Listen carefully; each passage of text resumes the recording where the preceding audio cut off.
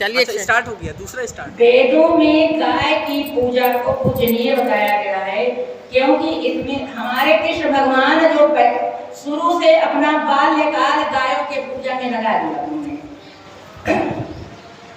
गाय में हमारे 35 कोटि देवता बसते हैं, 11 रुद्र, 12 आदित्य, 8 वसु और 2 अश्विन बसते हैं।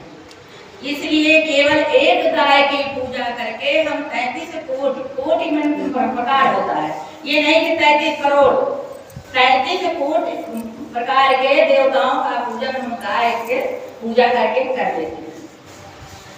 और वेदों में गाय को अघन्या कहा गया है कि गाय को मारना नहीं है। अघन्या मतलब मारना नहीं है। गाय का दूध, घी, दही सब उपयोगी है तो आप जानते ही हैं, लेकिन विज्ञान के हिसाब से गाय के गोबर में विटामिन B12 होता है, इसलिए इसके लिपाई की जाती है और पंचगव्य भी बनाया जाता है। गोमूत्र में कैंसर तक की रोग को हरने का इसका प्रमाण मिला है विज्ञान में।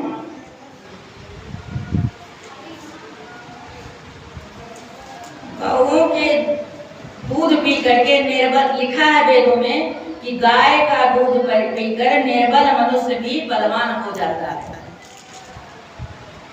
और गौओं से ही यज्ञ चलते हैं तो सभी जानते हैं।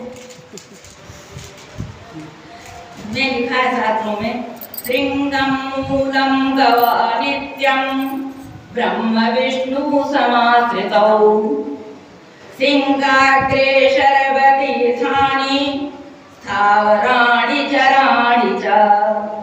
अर्थात गौओं के सींग के मूल में ब्रह्मा और विष्णु, जो मूल होता है यहाँ पे मूल में ब्रह्मा और विष्णु हैं और निवास करते हैं, और सींग के अग्रभाग में सभी तीर्थ स्थावर जंगम रहते हैं।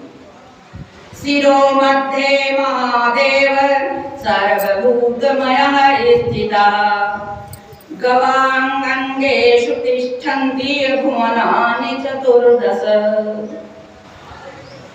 गौओं के सिर के बीच में सारे संसार के साथ शिव जी निवास करते हैं। गौओं के अंगों में 14 भुवन रहते हैं। गावः स्वर्गस्य सोपानम गावा स्वर्गे भी पूजिता। गाय स्वर्ग में भी पूजित है। गावा कामधुपो देव्यो नान्यत्किंचित् परम स्मृतम। गौएं स्वर्ग की सीढ़ी हैं, स्वर्ग में भी गौओं की पूजा होती है। गौएं जो हम चाहते हैं ना अभिषेक, वो फल देने वाली होती हैं। गौ से बढ़कर उत्तम कोई वस्तु नहीं है। पद्म के पुराण के अनुसार गौपुर की मिट्टी को तिलक लगा लीजिए तो सभी तीर्थ की मिट्टी मानी जाती है। श्री कृष्ण भगवान जब चले हैं, कहा कि माँ मैं गाय चराने जाऊंगा जंगल में। माँ यशोदा बेहोश हो गई कि इतना नन्हा सा बालक कैसे जाएगा गाय चराने। नहीं माँ मैं जाऊंगा। जब जिद किया तो गोपाष्टमी के दिन तिथि रखी गई कि श्री कृष्ण भगवान पूजा करके सब पूजा हुआ, पीताम्बर पहनाया गया, काली कमरिया दी गई, लौटी दी गई। उसके बाद जूतियां पहनाने लगी यशोदा माँ। तो माँ यशोदा जब जूतियां पहनाने लगी, कृष्ण भगवान ने कहा कि माँ मेरी सारी गौओं को अगर जूतियां पहना सकती हो तभी मैं जूती पहनूंगा, नहीं तो नहीं पहनूंगा। तो कृष्ण भगवान की चाहे जितनी मूर्ति आप देख लीजिए, जब तक वो वृंदावन और वृंदावन में रहे तब तक उनके पैर में जूतियां कहीं नहीं दिखाई देती हैं। कि दिखाई देती हैं? नहीं।